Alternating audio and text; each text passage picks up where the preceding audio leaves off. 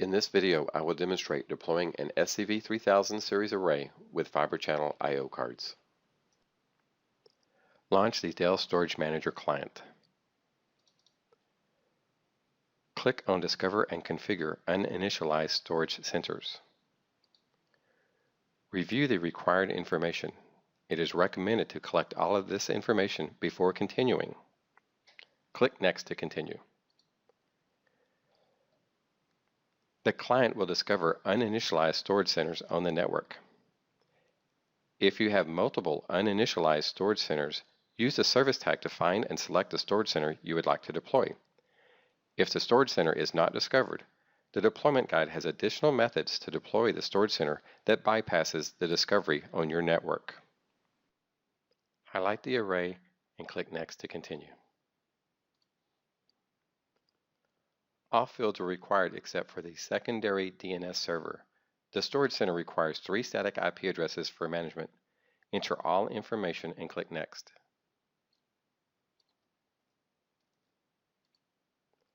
Provide a new password and email address for the admin account and click Next.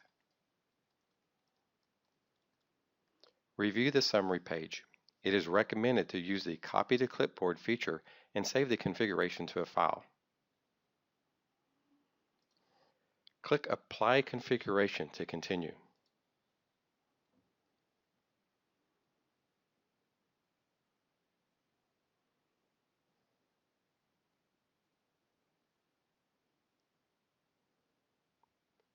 Once the initialization is complete, click Next to continue. On the Create Storage Type page, make the necessary adjustments and click Next. It is recommended to use the default settings unless there are specific reasons to change.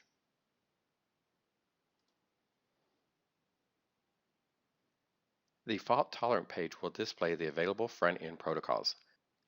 The cabling diagrams show proper cabling for a fault-tolerant SAN with 2 switches for redundancy. The SCv3000 Series array supports both 2 and 4-port Fibre Channel IO cards. Cabling must follow these guidelines for proper setup. Odd number ports will go to fault domain 1 or switch 1, while even number ports will go to fault domain 2 or switch 2. It is not necessary to cable the servers to the switches at this point. At least one pair port from the array must be cabled to continue. It is recommended to cable all front-end ports at this time if they're not already cabled. Clicking Next will take you to a cabling review screen if any ports are not connected.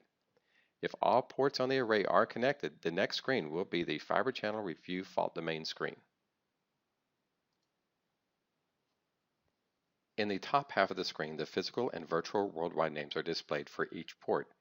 These worldwide names will be needed for zoning of the Fibre Channel switches. In the bottom half of the screen, the information about the required zoning is shown. The Hardware tab highlights which each ports are in each fault domain when you click on a fault domain.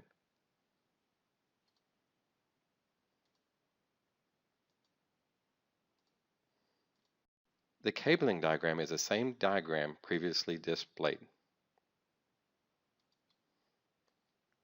During the previous step of the deployment, the virtual worldwide names were just created, and this is the first point in which zoning can be accomplished.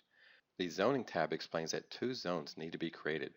One zone with all of the physical worldwide names of the array ports connected to the switch, and another zone with all of the virtual worldwide names. Use the Copy to Clipboard feature to plan out your zoning for the Fibre Channel switches. Zoning is probably the most complicated part of setting up a Fibre Channel SAN.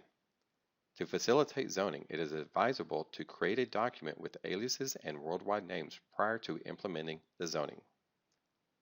This video explains zoning with Brocade switches. If you're using switches from a different vendor, refer to its administrative guide for instructions, but the zoning rules still apply. This array has 2-port Fibre Channel IO cards. If the array had 4-port IO cards, each zone would contain 4 worldwide names and not just 2.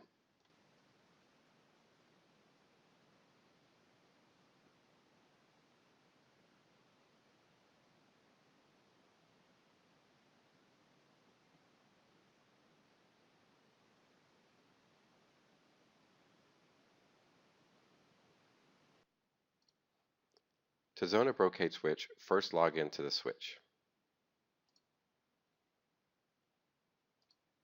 Click on Configure, Zone Admin. The first step is to create the aliases. You could look for the worldwide names in this section. However, it is easier to find the worldwide names based on where they are plugged into the switch. We know our SCv3000 is plugged into ports 46 and 47. Expand out to your ports. Expand out the ports until you see both the virtual and physical worldwide names. The top level worldwide name is the worldwide node name. The second level worldwide name will be the worldwide port name.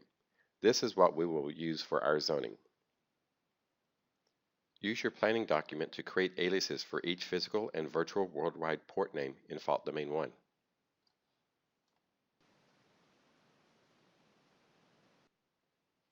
Click on New Alias. Enter the name from your worksheet. Find the worldwide port name, then locate it in the zoning wizard. Highlight it, then click on the right arrow. Repeat for the other physical and virtual worldwide names.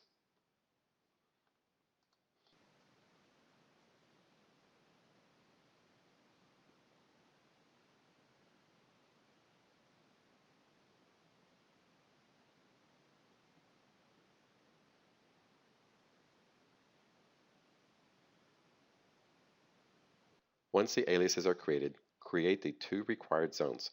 First, create the physical zone and add the physical aliases into the zone.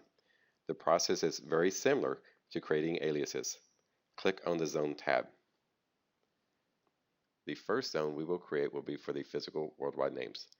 Click on New Zone, enter the name.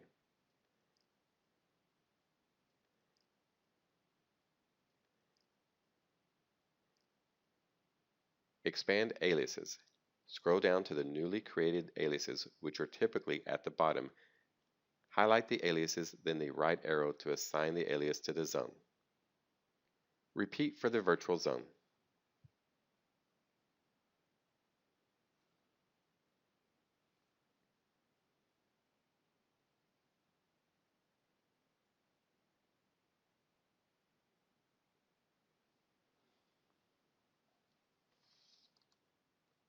After both zones are created, the next step is to add the zones to the active config.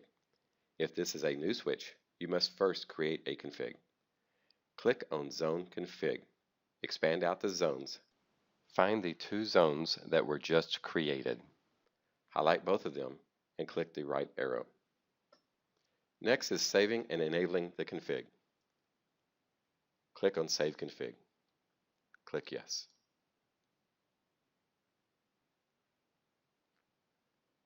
When the save is complete, click on Enable Config.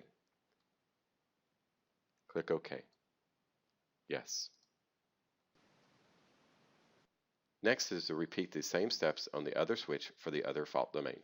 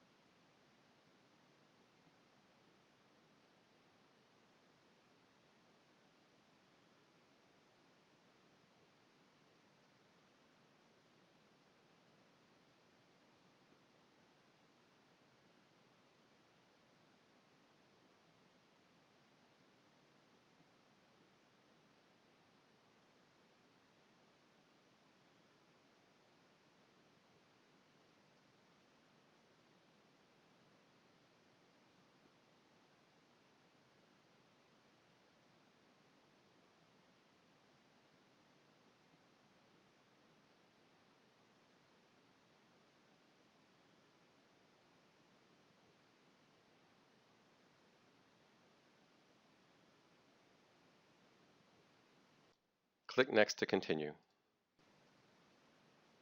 Provide the parameters for NTP and click Next.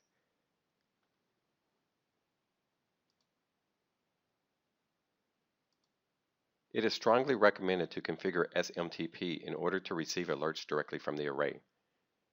The field title SMTP Mail Server is the only required field. All others are optional. Click Next to continue. It is recommended to accept the license agreement for the Support Assist System State Collection. Accepting this enables proactive service request, automatic case creation, remote storage center upgrades, proactive notifications from technical support, and health checks. Provide the contact information. Without this information, tech support cannot proactively contact you when an issue arises.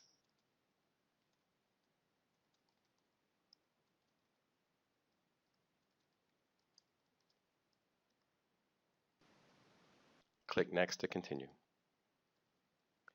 After clicking Next, the system will automatically check for storage center updates.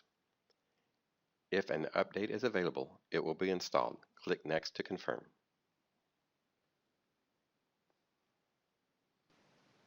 Click Next to continue. This concludes the array's initial setup. Click Finish to open the DSM client. Verify there are no red X's in the alert section. It is recommended to leave the system in pre-production mode until the entire deployment is completed, including attaching host or setting up replication to prevent inadvertent cases from being created with tech support.